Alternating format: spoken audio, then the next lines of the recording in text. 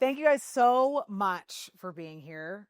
We're really, really excited for a lot of reasons. You know, this incredible event has been come from a birth of a place of 3 iterations of wanting to bring together women in a variety of conversations and a variety of topics and strengthen each other. And so I'm so grateful to have, you can't see their heads, but to have Angela and Lauren here who were part of these original visionaries to say, hey, what can we do? How can we be a part of it? And how can we be a part of empowering literally women in Wilmington? And what I've found being a part of Wilmington for a little bit is we've got really great organizations like Wilma, and I'm an entrepreneur, so that it's totally my niche.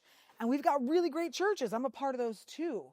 But there's a lot of women in the middle that don't necessarily have a place in either. And so this event is targeting those women to come as you are, be empowered, meet like-minded women that want to just build community. And so we chose 3 topics. We started with the modern day mother, which I feel is so important that we had panelists, and I'm excited to introduce these ladies.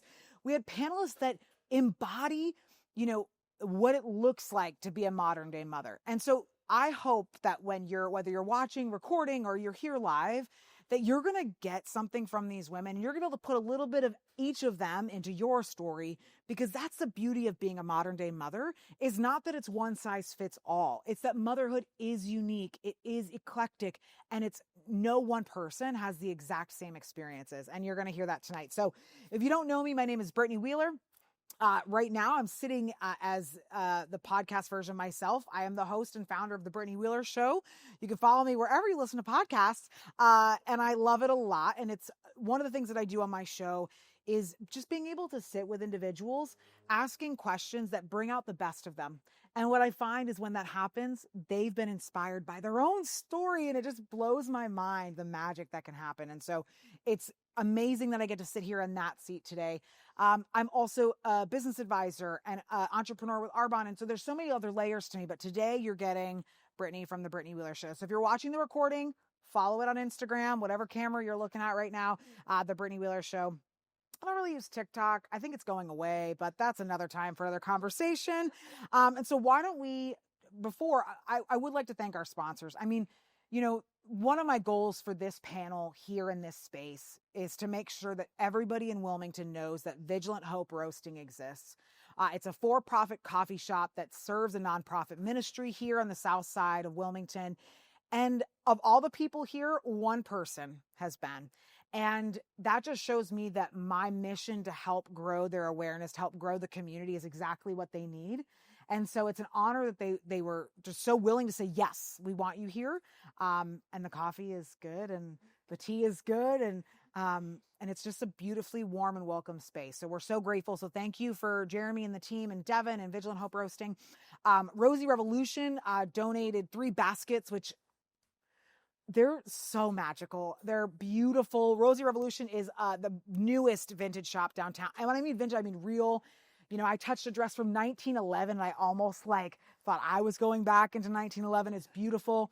And, you know, Matthew and Michael and Rosie are entrepreneurs that we love. And I know you'll hear a lot from Christina tonight. Just we're passionate about these kind of entrepreneurs that want to give back to the community. So they were willing to say yes. So each panel, we're donating a raffle box, and all the proceeds for extra raffle tickets will go to Operation Pretty Things, which is amazing. So, and then of course, the men that are making it happen and making us look really good behind the camera is Boot Scrap. And we'll have a couple of different team members of theirs over the next couple panels, but we're really grateful. When I met with them and I met with Neil, who's here tonight, it was like okay, these guys are doing what they do for the same reasons that I do what I do. And that's how you know you need to work together, because that kind of power only multiplies and exuberates and gets more like-minded individuals working together. So we'll start with Sarah next, because Sarah's here. Yay! Sarah hailed all the way from Northern Virginia to come here. She is a badass boss lady that you want in your corner, hence why she's in mine. She's a former Navy pilot with a career spanning 11 years. Now retired, she wears many hats and loves every one of them. Upon leaving the Navy, she became a lifestyle leadership coach, an entrepreneur, and most importantly, a mother to her sweet daughter, Emma, who We just love so much. Emma's so smart. It's ridiculous. Helping men and women become the best version of themselves is what motivates her each day. Sarah is someone who shows up. I'll let that be evidence each day to make those around her better and never lets you settle for less than your best. So thank you for being here, Sarah. Very excited. And thank you for coming. And we get like a whole weekend together. So it's not like just tonight. We're going to do stuff tomorrow. We're going to go downtown tomorrow night. Shopping. You know, a little shopping. Yeah. Right. I do a thing where I love pizza tastes better at the beach. So if you're new to Wilmington, you're visiting me, I go to Cucino Forno and just take the box and we go sit at the beach. And I try to go when I don't have to pay for parking. So we'll have to figure out that time because that's a goal of mine is to not pay for parking. Yeah. And then the beautiful Christina Haley. Thank you for being here. A dynamic professional serving as the vice president of Wilmington Downtown and Corporate. Hence why I've been nodding to her when it comes to business and entrepreneurial aspects of Wilmington. She's a mother of a 5-year-old son, an advocate for single mothers like herself. Being a single mother has required her to adapt and be agile alongside her beautiful career. Outside of her role as a mother, she is at the forefront of the community in Wilmington. Her passion for creating vibrant, inclusive, economic, prosperous urban developments continues to shape the future of downtown Wilmington. With her visionary leadership and collaborative spirit, Christina is showing her son and moms in the community that they can raise children while being a leader in their field. Christina has just begun her impact in the Wilmington community, and it's heart like hers that you want to be around and be empowered by. So thank you for being here. Thank you for so having welcome. me. Of course. And, you know, I mean, just a testimony again for your experience. Like your son is sick too. And so it's been a crazy week, right? It's like you were in the doctor's office earlier today. And so thank you for showing up. Thank you for being here. It's a sacrifice, right? And it's a lot. So grateful for you. Thank you. I wouldn't have missed it. Thank you for having me. Of course. And if you know Christina Haley, you know, getting her in a room for 5 minutes, like we're going to get her for 45. So you guys are welcome because to get her, it's incredible. So why don't we go ahead and get started? And Christina, I'm actually going to start with you if you don't mind. Okay. Sure. So we'll have a couple questions that we'll ask and then, you know, at the end we'll open up for Q&A. And there'll be ways to get involved. So if you are watching the recording and you want to reach out, we'll make sure that you have connections so you can reach out to each of the panelists and ask them questions and figure ways that they can be supportive of you. So as a single mother, how has your view of motherhood changed from your original dreams or visions of being a mother? Well, I can give an example just by today's example of, you know, I've been staying at home with my son for the past, you know, this would have been the third day. He's been sick and, you know, I've been the one to care for him, to provide for him, and just do the thing. And, you know, after the whirlwind of activity today, going to the doctor, picking up his prescriptions and that sort of thing, I just like handed over everything to his dad because we transitioned from week to week. And then they were off. And so like, you know, I sat in my car and I just let the rush wave over me of, okay, I'm not going to see my son for the next week. And now he's in dad's hands and I can't touch him or help him or, you know, feed him or, you know, make sure he has his water and all that. And, you know, that's hard. It happens and it never gets easy. It never gets easier. It's every Friday. I always have to take a minute, let the tears fall and just try and move forward. And as a result of that, I just kind of bury myself in work the rest of the following week or find something fun to do. Like, you know, go to an archaeology dig and try and buy my time until I'm, you know, back on as a mother again. And, you know, sometimes I get, you know, oh, well, that's so great. You get to have your time. You know, I really don't get a whole lot of me time. And it's not as great as some people may think. You know, it's from here until the time he's 18. I only get to be involved in his life 50% of the time. And it's very heartbreaking. But the decision to do that was the right one because now he's in 2 happy households. And I would have rather him do that than to see us in something not that. So All in all, it's not my idea as if I was to be an 18-year-old self. This is not my ideal for being a mom. But it's, it is what it is. This is where we're at. And actually, my mother was a single mother for, right up until I was about 5 or 6 years old, and she had to make very hard choices in her life. And we were very poor. She was struggling to maintain jobs, and I don't think I never really truly appreciated all the decisions she had to make until this moment, this time, this season of my life. So Yeah, I think something that you mentioned too really resonates of like getting to have the best for your son, right? So you, as a result of just you're pursuing your career, right? You're showing him what it means to work hard, to love what you do, to give back to the community. And while that is challenging, obviously, to have that 50-50 split, you still get to be involved in what you do and what brings you joy and fulfillment. And that's going to benefit him threefold when he's 18 and he looks back and he gets to see all the impact. And you've mentioned to us too, like he comes with you to events and he's very much a part of it, right? And he is.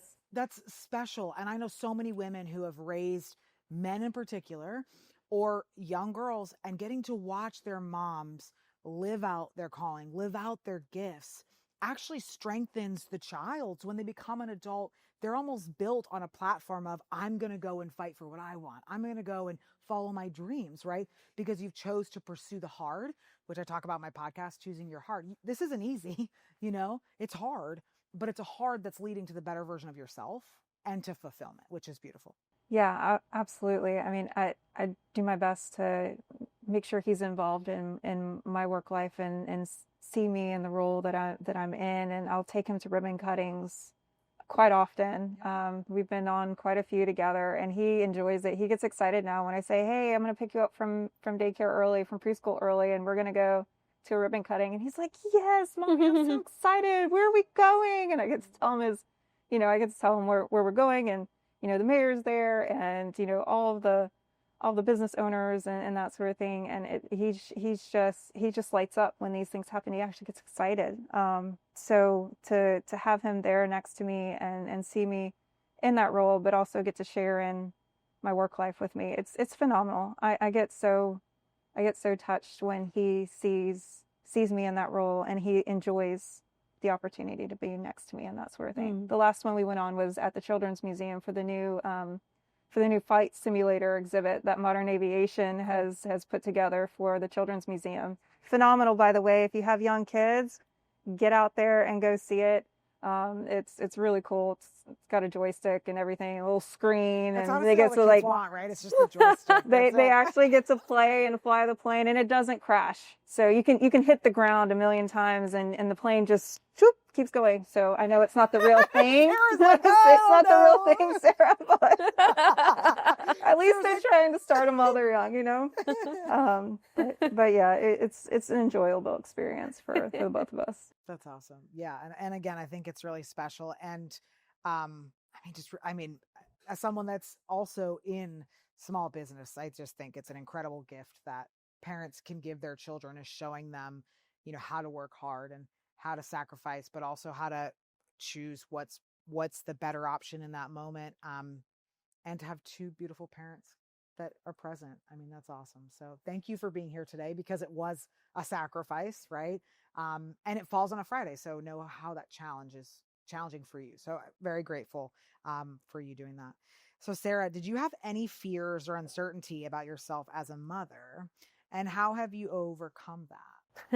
First of all, who doesn't have fears about becoming a mom? We could bring up how many statistics to, go to the real fear of, we still have a giant maternal fatality in this country, which is crazy to me. Like, we have the best doctors and some of the best hospital systems in the world, and yet we can't figure this basic life thing out that we've been doing for thousands of years. Come on, people. So that was obviously fear. But on a more personal note, like, my biggest fear was, who am I going to be? Like, not am I going to do a good job? Not am I equipped or built or well trained, which I wasn't to be a mom, but who am I going to be? So I had Emma not long, 3-ish years after getting out of the Navy. And gosh, yeah, 2 actually. So I just changed my identity completely from being fight suit, regimented, all the things that come along with that. Like, you tell somebody you're a Navy pilot and their jaw hits the floor like, oh my gosh, you're like one of the coolest people I've ever met instantaneously. So I'd gone... Everybody in this audience felt the same way. Yes. So I'd gone from doing that to refinding myself and finding a new flavor of cool. Well, and I want to add really quick, you didn't just go from being a Navy pilot, you went from being a Navy pilot to a active Marine's wife. To a spouse, right. And that is even another level whiplash. Of the challenge. Yeah. Huge whiplash. So I always, heard about what the spouses went through and what their lives were like, but I was kind of like, it can't be that bad. Can't be that way. Like, you've got to be exaggerating. To then, oh no, all of a sudden being that person and my social security number no longer is my thing to access any of my information. It's his. Like, oh my gosh, whiplash.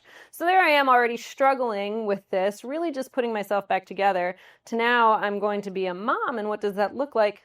So many fears. Plus, I was pretty much an only child growing up, and my mom wasn't really, she was around, but she worked a lot. My dad, she was the breadwinner. My dad was not. So I spent a lot more time with my dad, and there was no babies around. I was it. So I really didn't learn any of the hands-on skills. The first time I changed a diaper was when my daughter was 4 hours old. So lots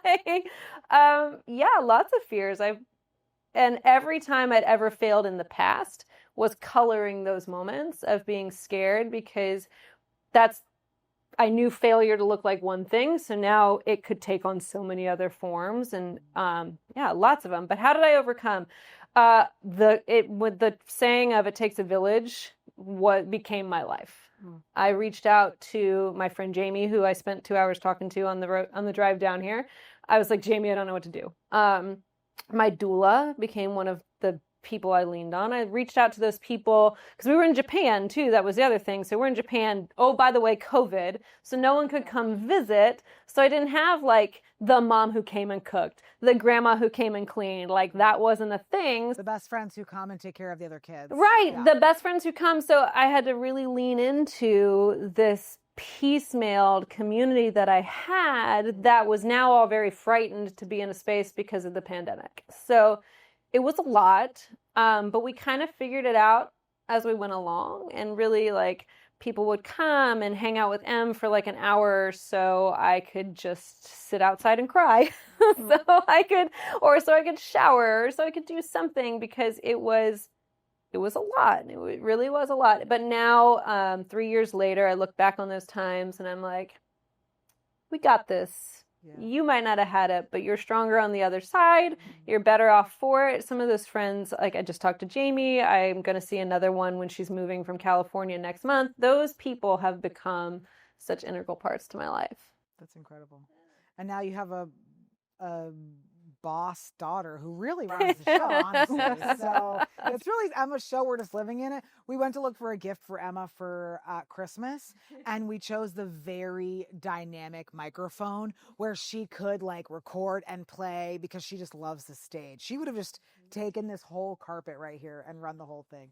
And thank you for sharing fears. I think they're all real. I mean, Christina, you probably had some kind of similar fears as well being a mom. Oh yeah, all the fears, every thought that could pop into your head, everything from, dying at birth, what's my son, like, the moment you become pregnant and the moment you start seeing on a sonogram what that child looks like every step of the way, it's just like, okay, are there 10 fingers, are there 10 toes, like, yeah.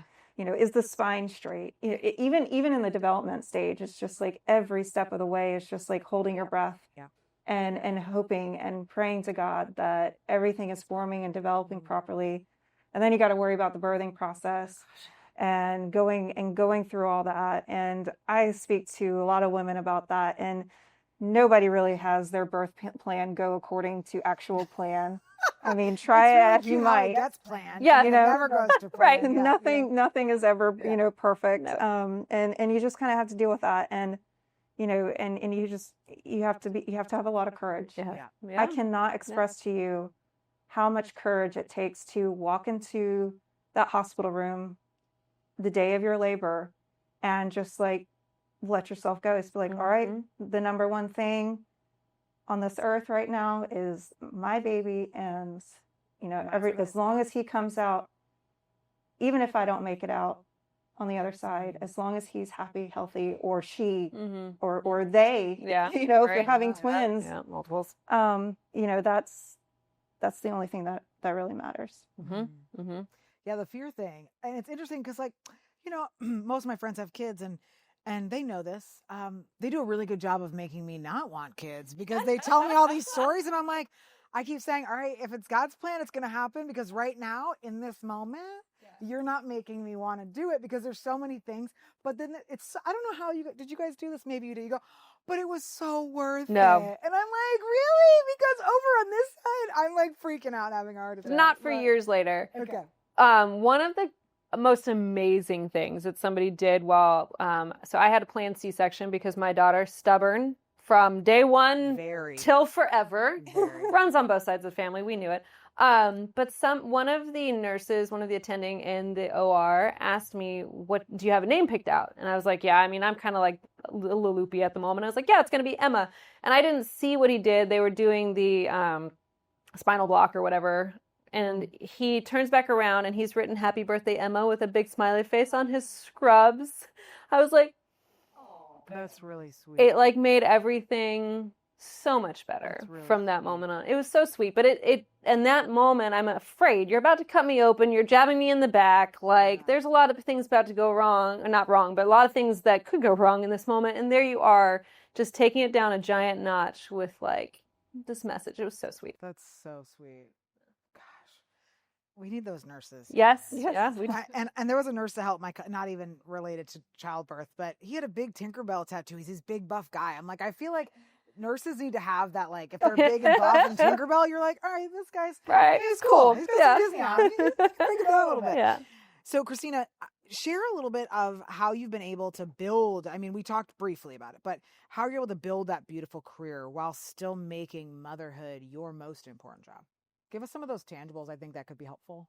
One, just trying to plan, being agile and being able to go with the flow. I was out of the office for 3 days this week, and I'm basically, spoon feeding my son medicine, turning on Blippi, trying to get his train situated, pulling stuff off of the shelf, making him lunch while taking phone calls, sitting down, having Zoom calls, typing up reports. And, right now I'm working on 2 pretty big projects, and, me being out for 3 days is just not an option.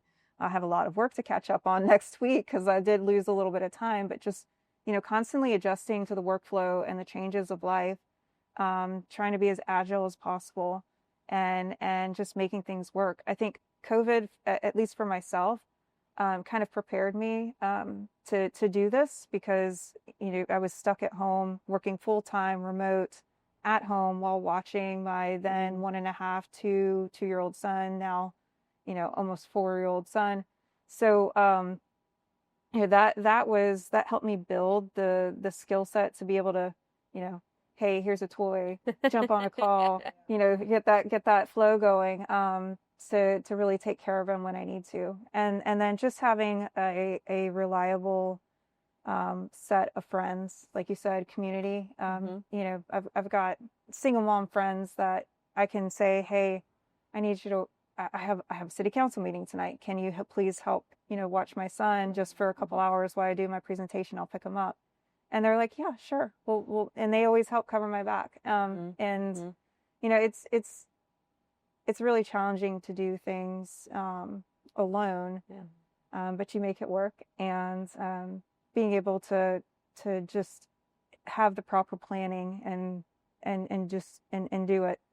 Also, I have, not every woman has the flexibility that I do to make your own schedule and to, be your own boss.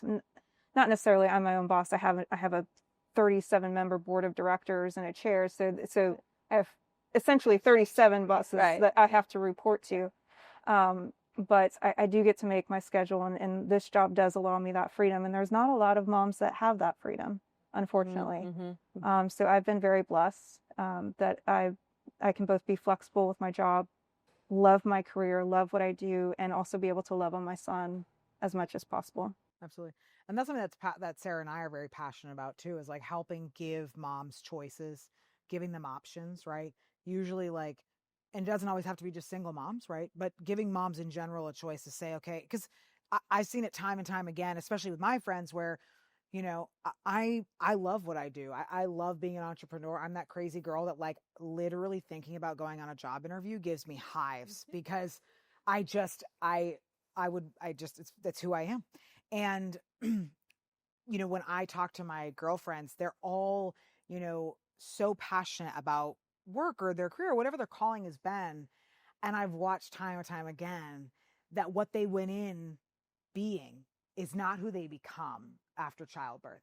And so what I find a lot of women, even if they're steadfast in their career, it's like, okay, but do you have choices now to be able to have options to, you know, work part-time, work full-time for a season, have this time off, because it's not always the case, right? And then you feel like what gave you joy then isn't the number one thing that gives you joy now. And so it is a passion of mine to help women do that and to give them choices. And a lot of it is financial, right? A lot of it is, what is that income that's going to come in to supplement the difference, right? If you are a single mom, my mom was a single mom. She worked at Target Pharmacy for most of my life. My dad was not a active player. I was raised by my grandparents most of the time, you know?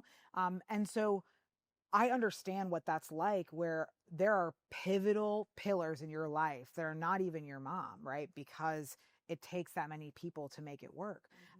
But if my mom would have had more choices or other opportunities for income, right, it could have given her more options, you know? And so I really love how present you get to be with your son, because my mom wasn't able to come to sporting events, you know, or come to those things because she was working until 5 or 6 at night to make sure that she could pay the bills. So I think it's incredible. And I love that you are also such an advocate for single moms in whatever their situation is, right? Because there is not even one single mom situation, right? All of them are different. And I think that that's beautiful. And I get to sit here and give you compliments all night because Well, thank you. And you know, it goes saying too that I think as more and more women kind of rise to the top, and as the workplace becomes more, I guess, considerate of mothers, it becomes easier. And maybe we're not quite there yet on policies, but you know, if I've called into the board meeting while sitting on the soccer field, like, yes, and having my phone on mute and listening in at the same time, like trying to navigate two situations at once. And you know, does it make me feel like a bad mother? Well, no, because I'm present for him, but I'm also listening into something really important that I need to be aware of for moving forward for my career. And people on the other side of the phone are understanding of that. Yeah. Like they get it.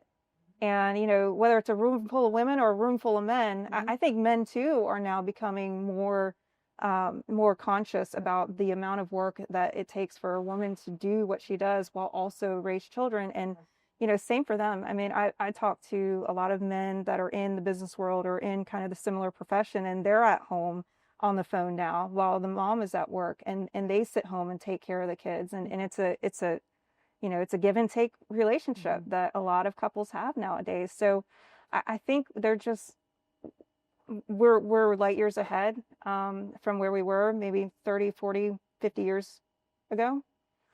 There's still a lot of work to do, obviously, but times are changing, and it's good.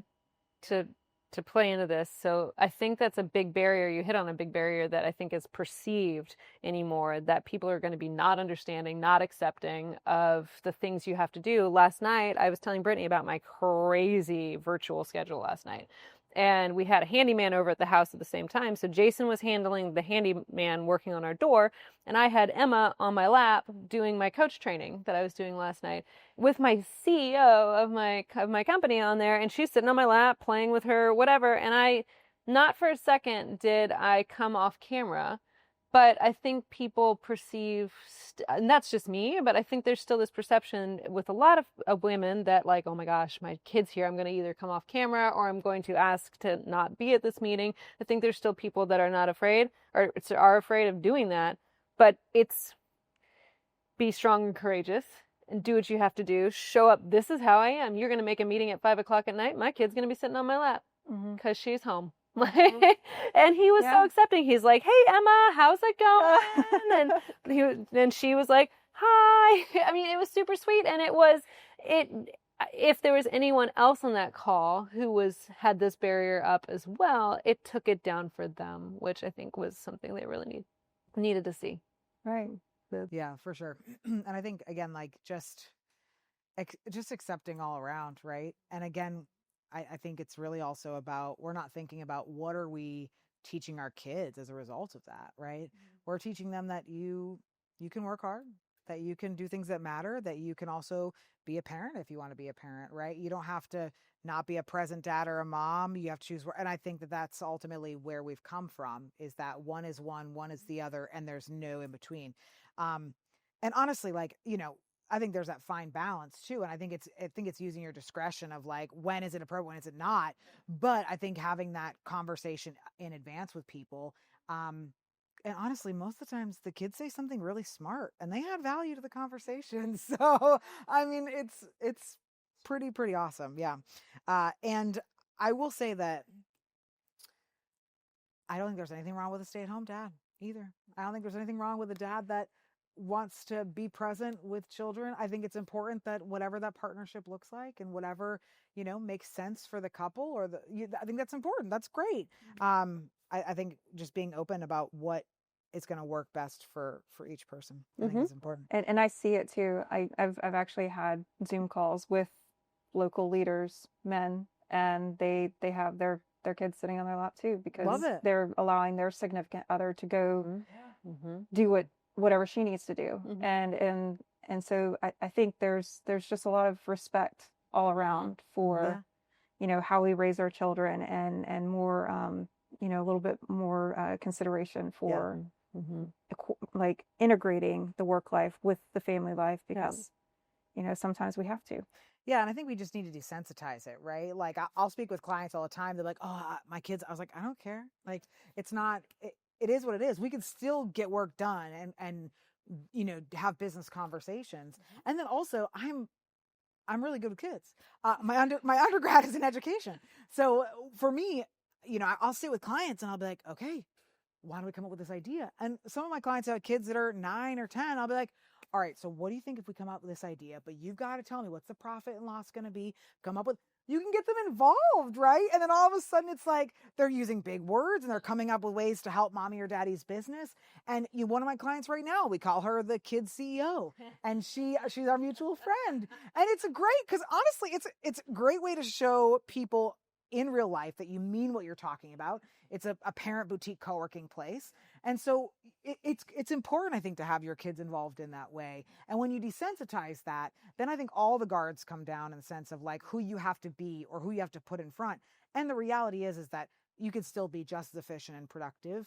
And you're also going to get more out of a woman when you allow that space, because it's going to free her up emotionally from the burden of feeling like she's not being present to her family. But then also like, you'll get so much more. I was talking with a gentleman earlier today about like even the idea of like unlimited PTO, right?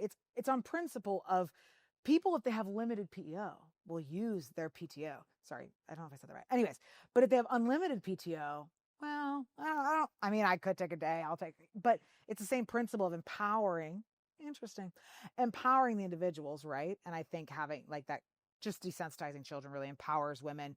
And then we'll see better result in the workplace regardless, which is incredible. Sarah, what type of mother have you been able to be as a result of leaving the Navy and becoming a coach and entrepreneur? I mean, present. Like that's the biggest thing. One of the biggest deciding factors of me getting out of the Navy was my husband being active duty Marine Corps still. Our two career paths would have never really taken us to the same place. We would have been geobatching is the term we use. Like I'd be living here, he'd be living there, maybe we'd align. And that didn't sit well with me. So getting out of the Navy freed up me to be there for him initially. Then when Emma came along, to be there for her. But the not just that, also focused, and not just focused with M, but focused myself too. So part of the way the military operates is you change jobs frequently. It's, to use my term from earlier, it's like whiplash. You do the pilot thing and that's your main gig, but then you have all these other side jobs and you're changing like every 6 months and you like kind of don't really ever get into a rhythm. So by leaving that, I could focus on growing my relationship with my spouse, then eventually growing my relationship with my child, and growing my relationship with myself, relearning me again, because I had time and freedom to really focus. So presence and focus is the answer to your question, is what I've been able to do both for my kiddo and my family entirely. And to making your own schedule, hands down, best decision. I don't get hives when I think about a job interview, but I had an opportunity to apply for a job at one of my old units, and it would have been on the civilian side, not on the active duty side. And I applied and I didn't make it. The other guy was way more qualified, like hands down, he was the right choice. But when I think about it, it was such a protection thing, because had I had that job, I would have been working, they say 9 to 5. No. We all know it's 7:30 to 6. So I'd be working these crazy hours and would have a nanny. Like the shape of life would have taken the shape that I didn't want it to take. So that's the balance and the focus and presence. Do you remember when you tried? This is really funny. I mean, it's funny just because I've been part of it. But do you remember when you really wanted the job at the White House? I do. That's the one I was talking about. I really wanted it. Yeah. Like we were praying for it. Like, let this be the thing. So, like, you're gonna go from chaos to like chaos. Chaos with a capital C. You're gonna go from like driving into DC every day, which is so much.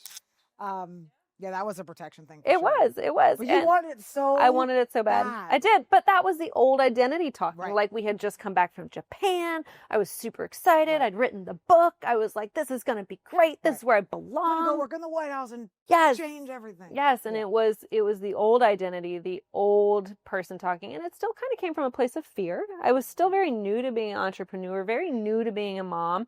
And I still had those fears of like, am I going to be enough? In this space I've moved into? Is that enough? Like that word enough kept coming up a lot. So I thought by having this big ticket job, then I'd be enough. Like I'd be cool again. I'd be that original flavor of cool. You would still be cool, right? Yeah. But it would be at a cost, right? At a huge cost. At a cost. Yeah. So I like this flavor of cool.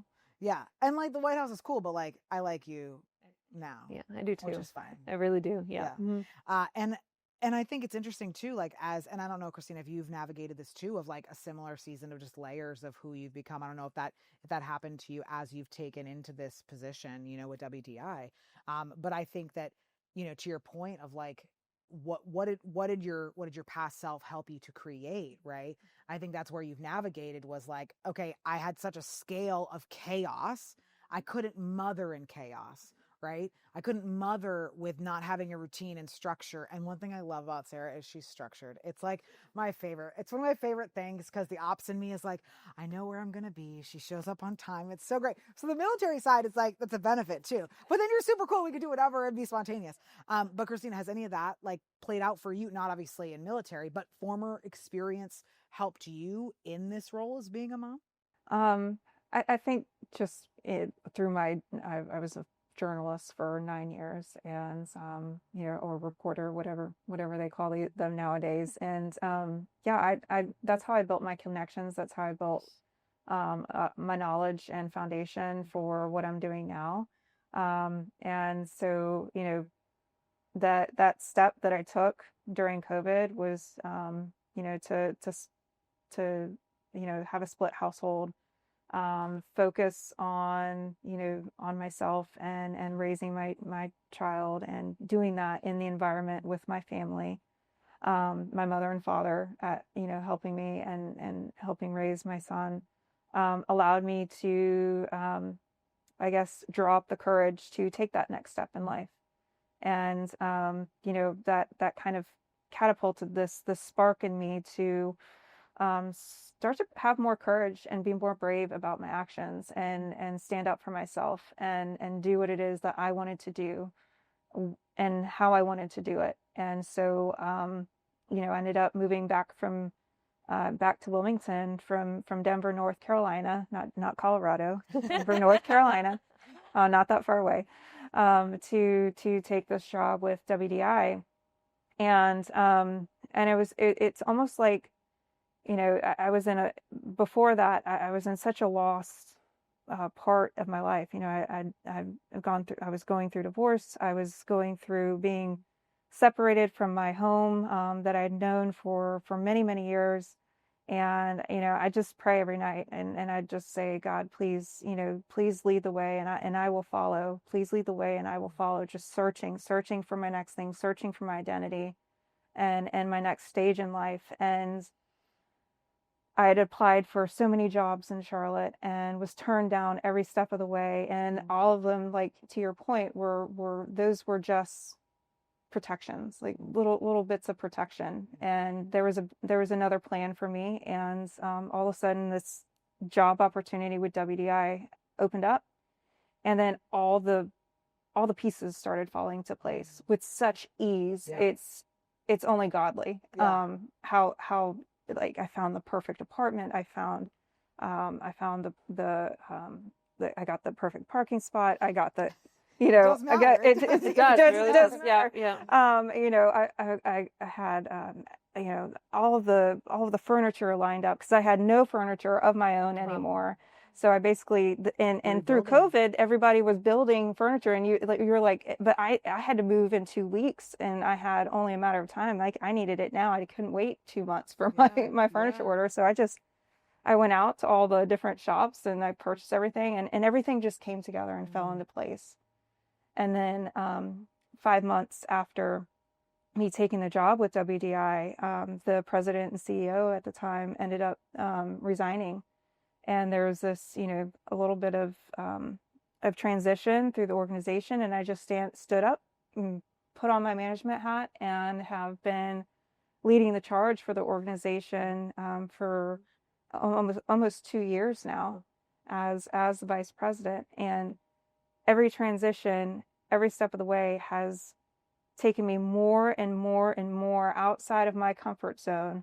Like, I never thought I'd be making presentations to city council. If you asked me 3 years ago, if you told me 3 years ago that I'd be doing that, I'd be like, you're out of your mind. No way would I be doing anything like that. I'm not good at public speaking. What are you talking about? But I'm doing it. Mm-hmm. So this job is constantly pushing me out of my comfort zone, and it's thrilling, and I love it. And I love helping people. I love serving this community so much that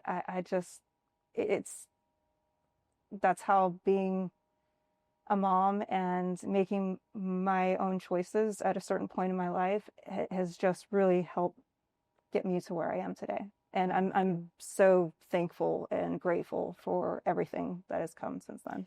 It's so interesting too, how, like, God's funny. But he's really funny when he had you behind the scenes for so long, right? He had you writing the stories of other people, writing the experiences, writing the ribbon cuttings. And then he said, plot twist, go and create them. And now you're on the other side, getting to create the opportunities, create the initiatives, bring things. And so obviously your experience of journalism is playing into this 1000%, but it's a whole other layer of you that you may not have even, all these things played out, you may not have even experienced if all the sequences in life hadn't brought you to that moment. Right. Which is, I could sit here and talk about all the things that God does, because he's funny. And some of it's like BS crazy, and some of it's like, okay, God, I see you, sit down. So, Christina, how has being both a career woman and a mother impacted your goals and aspirations? We've talked about a little bit. I'm really good at creating questions, and then I answer a lot of them through other conversations. Maybe I should have a podcast or something. And then how has being a career woman and mother impacted your goals and aspirations? You've talked about a little bit, but we'll actually pinpoint that. And then what would you tell, because I think this is important, a single mother wavering in belief in herself right now? Okay. Well, I'll take the first question and run with it. So, you know, I'm a mother to my son, and you know, I feel very strongly about him, and he always comes first. But you know, I feel like I love this community almost as strong. Maybe not quite as strong as that bond, but you know, I absolutely love this community, and I love every person in it. And you know, much like I serve my son, I want to serve, you know, the 1,000+ businesses and business owners and companies that, you know, make home for downtown. And so it's a constant need. And you know, like when the facade collapse happened last weekend in downtown Wilmington. Yeah, brick literally Yes, fell. brick fell fell off. from the ground. Yeah. And again, you know, angels watching over our community that night. You know, I literally stood in Grace Street, and I was just in tears for my community. I was like, I cannot believe this is happening to all these good people, and to my, you know, our beautiful downtown. And so I feel very deeply for this community, and you know, and knowing that what I do can impact the way our community grows for years to come, and those decisions that we make. Project Grace, for instance, just broke ground in December. It's going to be a center for tons of families to go to and welcome children of all ages. And so knowing that this will be the place where my son grows. So it's all integrated together. Like, all of it is just interwoven. And so I think about him when I make decisions. I think about him as I watch, you know, the cranes go up to build Project Grace, or I think about him when I see these bricks fall to the ground and say, God, that could have been somebody's child. And you know, I think about him when I'm seeing, okay, how do we want this place to grow and develop? And you know, what more amenities can we have for families to come downtown? Because downtown's really not the best, you know, urban environment. There's not many parks. There's not many stroller egress approved. That's for sure. So what can I do to make our community? Because I'm seeing more and more children come downtown as the weeks go by, as the months go by. There's more children. So you know, for instance, Jen is here, and she has a great place where children can go, and it's fun and exciting, and there's so many great things to have. Artsy Shop, go check it out, please. It's amazing. And you know, there's the Children's Museum and the Train Museum, and soon we'll have Project Grace, and the Riverwalk is the best running track you could ever want for your kid. It's amazing. Just don't make sure they pick up their feet so they don't trip and fall. And so, you know, long story short, I'm sorry, it's a long story. No, I love it. I'm entranced. My role as a mother just plays so strongly in the work that I do. And, you know, it's so profound to the point where I get emotional sometimes about it. And, but it's all good. It's great. Like I love my community. I love that. And you're getting me emotional. I don't know if anybody else is like, I'm like in it. Like, as I'm like eyeballs at you, like I'm like in what you're saying. And if you're watching this and you're here right now and you had any questions about what work and who is at the helm of the work downtown, you know, just rest assured, right? And this is what I have loved about my very short and very fast time here, is that I made it a point to meet with all the movers and shakers and to make sure that I'm aligned with the best movers and shakers that have a heart to serve this community and make a difference. And you're one of them. And so it doesn't go unnoticed, right? And I just hope that more and more people in the Wilmington area, like your name becomes like the thing, like, oh, Christina Haley. Oh, you've heard of her, right? Yeah. Oh, she works with down. Oh, you got to go, right? That's what I want for you because of how much that you put out to the community. And I think, again, being a single mom, it's just another incredible layer of yourself that's so to your core that makes you incredible at what you do, because you are empowering entrepreneurs, lawmakers, decision makers with the lens of how, who and what and where and let this be around for our kids. Let this be around for their kids. And not everybody goes to do their job with that framework. And so it's so beautiful that that is how you position yourself, because it is what makes you unique. And it is what I think people gravitate towards, is that you, like, you wear your heart in your sleeve and for this community, and it's evident. And so I'm just gonna sit here and just boast about you forever. But what is some advice you'd give a single mom who's just navigating, maybe she's at the beginning stages where you were, leaving, your parents' place, or maybe she hasn't even left, a toxic relationship, or maybe, I don't know what her situation is, but what advice would you give her, knowing that you're in this place now? You're only going to be as good as your heart and your body and your mind are. And going through the challenges, the emotions, and I mean, sit with that. It's going to take you far. As much as it hurts, as much as it pains you, you just got to sit with it and go through everything and build yourself, become stronger. Because, even though, everything, it feels like it's falling apart at the moment, and you're in pain, and your stomach hurts, and your heart hurts, and you just are at a loss, just desperate to find answers. You may not ever find the answers, and so you just gotta hold on, keep charging through. You're gonna make it. As difficult as things may seem at that particular moment in time, or maybe you're on the other end of it. I mean, you're going to be pulled in so many different directions and go through so many stages of the healing process. And it may always be, for me still, it is a healing process, because again, when my son leaves me on a Friday and I don't see him for a week, that pain never goes away.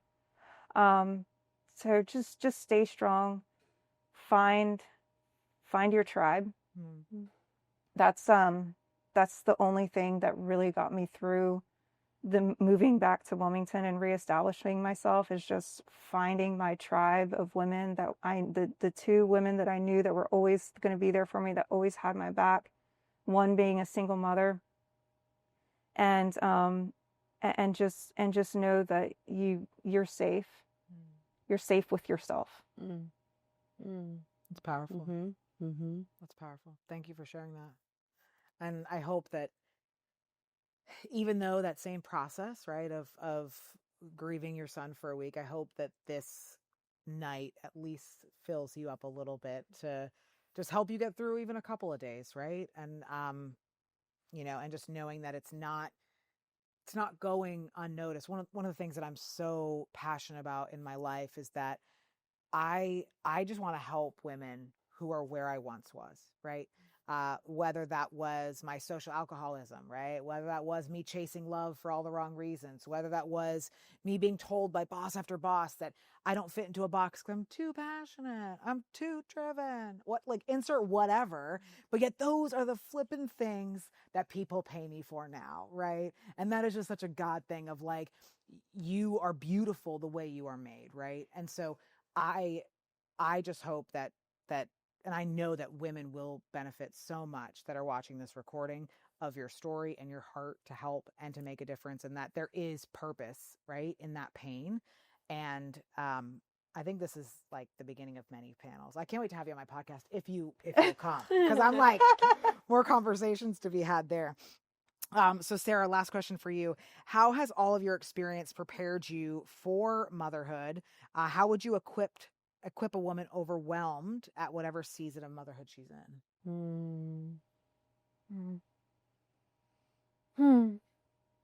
Good questions. So we have this joke. I know you've heard it, but our mutual friend Shamina also likes to tell everybody, and it is really funny. So Navy pilot, I was trained to think at over 450 miles an hour with a plane in the sky that might actually fall out of it. So that experience and that confidence really equipped me for diaper changes, sort of. they still really smell bad. But like, it equipped me for a lot of the things that could have been overwhelming about like baby norms. I'm maybe a little less afraid of Em as she's like maneuvering our house. Like, we have a glass tabletop. Scares the heck out of my dad. He can't handle it. He's like, can you put something on the corner? She's running around crazy. I'm like, she's fine. It's gonna be okay. It's fine. So I think I have a bit of a higher threshold for some kidisms than others. But how would I equip a mom who's overwhelmed by some of these things? I mentioned that I would have friends over so I could go outside and cry. Like, that's no joke. Overwhelm's gonna happen. I called my husband the day that happened. I still vividly remember it. Like, I called my friend Jamie. I'm like, I need you to come over because I can't. I literally can't right now. Emma was crying like crazy. She was one of those babies who didn't latch well. She wasn't eating well. Like, there's some things going on. And so Jamie came over and she just like took Em and went. And then she called Jason and was like, you like need to get here right now. Uh, so, and then he came over and he's like, do I touch you right now? And I'm like, no, please don't. So for a mom who's overwhelmed, because it's gonna happen, it just is. While it's a natural thing that we do, it's still so hard. I would say strengthen your relationships as much as you can before baby arrives, or even once they're there. Continue to intentionally strengthen those relationships. Jason and I take a date night at least once a month, like dedicated no kid date night. You know how I feel about that. I know it's so important, and preach it. it's because of these moments when this overwhelm happens. You've strengthened that core relationship. Or single moms, or even moms who aren't single, like, you got to strengthen your relationship with your village. Like, I called Jamie, I called Judith, I called all these people that I'm still very intentional about strengthening those relationships. So should the day come when I need to go cry on the side of my house, somebody's there to be like, okay, and I have the source of the destruction. No big. And I think a lot of people, a lot of women and men too, of single dads, get into this mindset of like, somehow that's weakness. Somehow asking for that help that you need is weakness. Somehow asking for that, admitting that perceived failure is some sort of weakness. And it's the exact opposite. It's total strength, because you're aware enough of your needs to seek them. If you're not aware enough of your needs, you can't have them met, and you can't meet your child's or anyone else's needs. So I think that mindset is a challenging space. Yeah, and I mean, I've been navigating how to ask for help. You know, it's not easy. I was raised by a single mom, right? I'm the oldest of 3 girls, which also I love those reels when it's like, what was the older sibling like? You know, getting my driver's license was lost. Why? Because I was a chauffeur. Like, it was never really meant for me. It was meant for the rest of the community. But I was raised by a single mom who did all those things. So it's taken a little bit of time for me to ask for help. So I love that you are so leaning on your community, Christina, because your son gets to see that it takes that army. But asking for help is so important. And I think for me as a young, I really vowed to steward my singleness well. Do I want it to be forever? No. And this is not an advertisement. But I'll give you your number later. Just kidding. Funny. But how can I steward that well? And so for all of my mom friends, like, I've become the reliable friend that's like, oh, hey, my best friend Beth, who lives here, I came down and surprised her on her birthday because she wasn't going to do anything. She had just had Leo. Leo was 3 months old. I called Sam. I said, hey, is it cool if I come down? He says, yes. I bring her a Wegmans sub because it's the best. Still waiting for Wegmans to sponsor the podcast. And then I brought her a case of ginger soda water and I said, I'm here. And I was like, what do you need from me? And she's like, can I take a bath? And I was like, done. So I just sitting on the floor with a little, I don't know what they're technically called, but the little baby thing where they lean back and forth, and he's like a couple months old, and I'm just moving my foot, and we're just having Auntie Leo time. And it was the best thing that ever happened to Beth, right? Because it was that moment of like, well, I can't feed you, right? I can't do all of these things that you could do, but what can I do? And so I encourage a lot of my friends, how can you show up? And to the point where one of my best friends is going on a 6th year anniversary trip with her husband, and I'm the only person outside of their family they trust with their kids. And I'm like, what an honor. So on the other side of what you guys have navigated, I had that experience of like getting to be intentional with those moms to make it so that they don't feel alone. So they don't feel like they have to, exchange, and knowing they can do it all. And so I encourage anybody who is not with child or has one, what can you be doing to show up? It could be, hey, I'm bringing over a bottle of wine. It could be, hey, I'm going to make dinner. Hey, I'm watching the kids so you and your partner can go out. I mean, there's so many ways that cost nothing, but to you, that's like like you just won a lottery ticket, right? So I think it's so, so important. And the other thing that you had mentioned too, my friend Kelly, even before, this is probably 5 or 7 years ago, she has 3 boys, and she told me how Kelly Hudson, she told me the best advice her pastor gave her was like, she was like, Derek was probably months old, and he was like, just remember, like, you and Matt came first. And I tell all of my mom friends this. I'm like, you and your partner came first. It's going to be easy for you to be like, I can't because my son, my daughter. But at the end of the day, if your partnership isn't strong or your army or whatever that is, it's really not going to matter because you don't have the wherewithal. You don't have the tools. You're not replenished. And so I call a lot of friends out on that. I'm like, have you gone on a date night? Have you had those conversations? Have you had a couple minutes? Because at the end of the day, like, and it's one of the things I teach with business owners of like, wellness as a business owner is so important because, it is, again, don't let your reasons why you started the business be the reasons why you don't do the business. And that becomes common. So I think when it comes to motherhood, it's like making sure, it's having that priority of your army and your partner and your kids closely behind, because if you have it disoriented, your partner's over here, your army's over here, and your kid won't be well regardless, right? Like they're going to struggle. And then when they're out of the house, what's left? Yeah. That's the next thing. If you haven't taken those times. And you have an incredible partner now too, which is amazing. And he's got 2 kids, and it's so beautiful, right? Well, yeah, we're, navigating and developing through, and it's been great. And I just wanted to add too, and this is just from my personal experience, no one was meant to raise kids alone in isolation. Yeah. Mm-hmm. Mm-hmm. So if you're in that situation, get out. Yeah. Regardless if there is another person there, correct? Is that what you're saying? Right. Okay. Yeah. And get out in a manner of, whatever that may mean for you and your heart, finding a tribe, finding friends, finding family, moving to be with family, doing what it is that is going to be right for your heart and your soul so you can be present and happy for your child. Mm-hmm. No one should raise a child in isolation. It's absolutely essential to find your community. Mm-hmm. Yeah. It takes a village. Yeah. Right? Absolutely. And it truly does.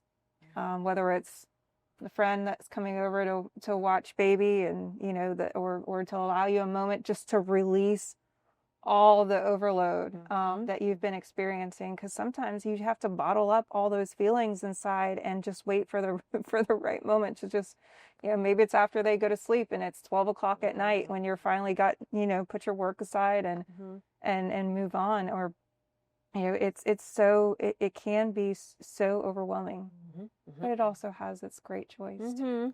Mm-hmm. See, that's like the conversation my friends have. Oh, all the war stories, but it's wonderful. Like you just pulled that one. I did. You just did that, but it's fine. Do you ladies have anything else that you want to add? I hope you enjoyed yourself. This was really beautiful. So thank you. Anything else you want to add?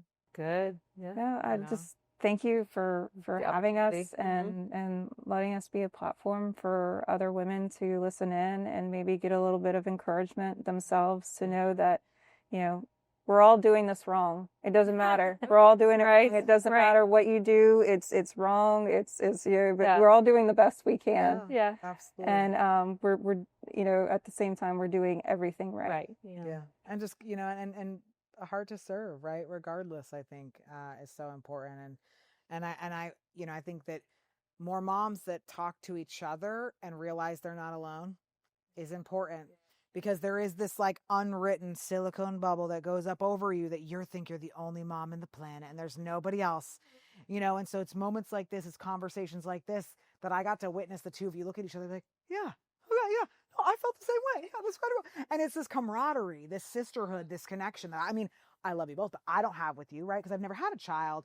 That encouraging that collaboration and that support with each other, I think, is the first step also for us to navigate some of the harsh realities that is motherhood in America, right? And whether that's motherhood in the workplace or motherhood in society. And so I think we need to be doing more of these things, right? More of these conversations so we don't feel alone, even though we know we're not, but sometimes that we do feel like we are alone. Yeah. Yeah, absolutely. Well, thank you ladies so much. Does anybody have any questions? Oh, please go ahead.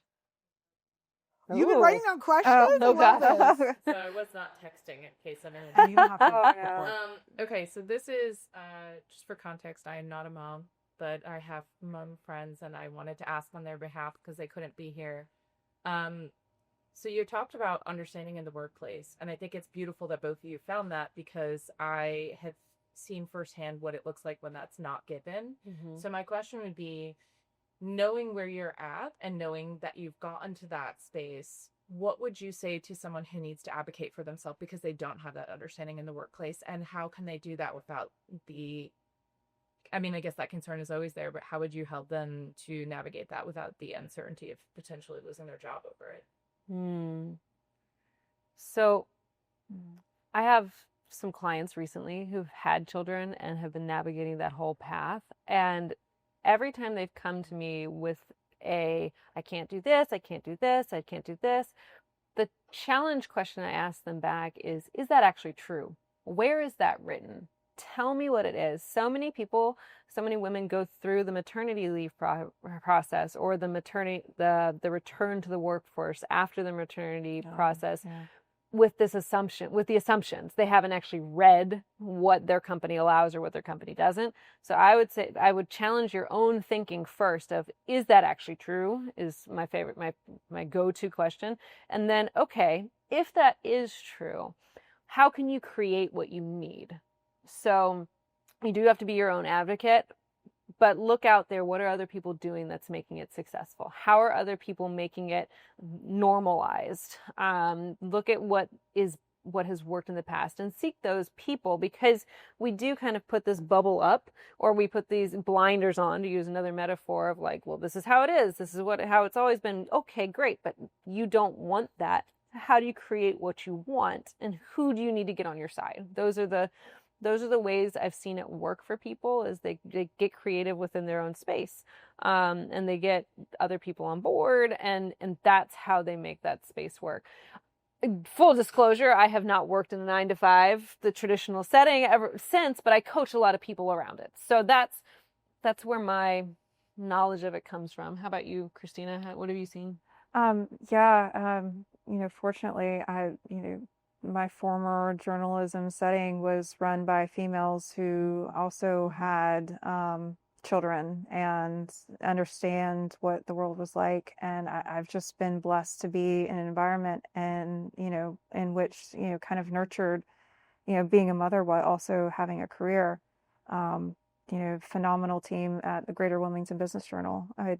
They're amazing folks. And, Vicki and Cece both run a really tight ship, but they also are very understanding. I mean, even the publisher set up a little booth for me when I was returning to work. He set up a booth for me in the bathroom so I could sit at work and type and write my stories while also pump. Like just absolutely amazing people. So, and then in this career, I have very understanding people who are helping lead the organization and who stand behind me and my choices and my decisions, and let me try and make my work schedule fit around it. And go ahead and invite your son on ribbon cuttings. You can have him in the office one day. I make that. And if a woman is challenged, and if she sits down with her boss and lets them know, here are all of my challenges. Here are the things that I'm having challenges with, and these are the things where I need to make adjustments for in my career. And if that individual looks at you and says, I'm sorry, I can't do that for you, then maybe it's time to make a change. And get that courage and find something that's going to allow you to be both a mom and to be a working mom, if that's what you choose to do.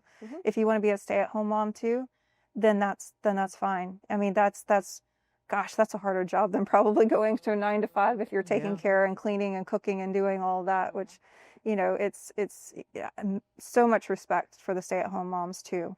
But if you're just at a point where you're hitting a brick wall, then, you know, maybe it's time to make some of those hard choices. For sure. Yeah. Knowing your worth in that same vein, like if someone is going to challenge you in that way, I think being an advocate for yourself, regardless if it's motherhood or if it's a better wage or if it's more time off, it's knowing your worth and saying, what am I valued here? Like, we as women are not psychologically created to advocate for ourselves. In college, I took a class where it was a study done on 2 professors, same qualifications. They both came in with the same equipped, everything was the same.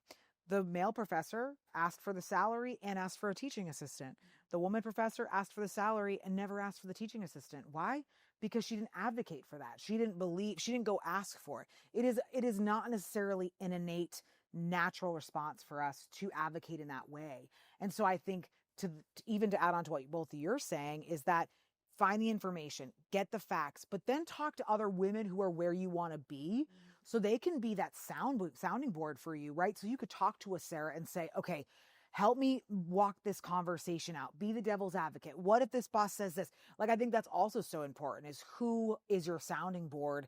And then whether it is motherhood or not, who is your sounding board, you know, for a lot of other topics related to the workplace, right? Especially as women, because then those people are going to help you refine what you need to say. And more likely than not, it's those sounding boards and those conversations that are going to get you to the result that you want, or to the answer that's going to make it clear, like, this isn't a fit for me, right? And it's knowing that, like, I think leaving a job can be fearful, and not everybody can just walk away from that. So it's getting that action step in place of like, okay, if this job isn't serving me, I can't be a mom and be a partner, a wife, or whatever, and, you know, be a working professional. Then what are the steps that I need to take to get there? To get my resume, you know? So I think that will progress, right, as long as it needs to.